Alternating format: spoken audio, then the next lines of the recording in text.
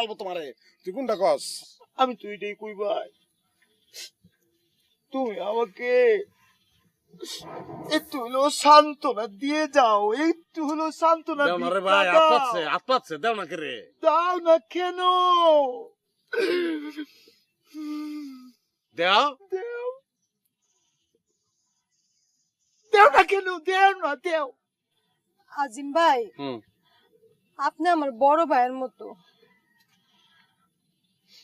এখন আমি যদি আপনার হাসা কথাটা না কই তাহলে ঘটনাটা বিরাট পেঁচ লাগিয়ে যাইবো গা। হাসামিছে যেটা খুশি তুমি কও, সান্ত্বনা লাগতাম কও। ভাই, আপনার ছোট ভাই নাজিমের লগে তো আমার 5 বছরের সম্পর্ক। 5 বছর আছিল ভাই। পুরান কথা আমরা জানি, এরপরে কি কও? কিন্তু ভাই, যে বেটার লগে আমার বিয়া ঠিক হইছে, ওই যে রাজীব ডাহাজে বিরাট চারিও রে, হ্যাঁ লগে ভাই আমার 7 বছরের সম্পর্ক ভাই।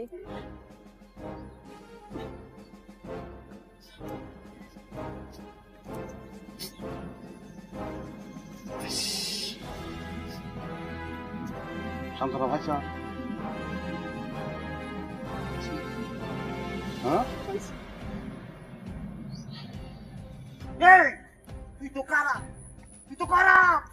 আল্লাহ বাঁচাইতে তুই ওর লগে আমার সম্পর্কটা পাইলা হয় না, আল্লাহ বাঁচাইতে। তুই জায়গা আনতে ভাই, কোন যাইতো সামনে থেকে যা, তুই আনতে যাও না তুমি, যা।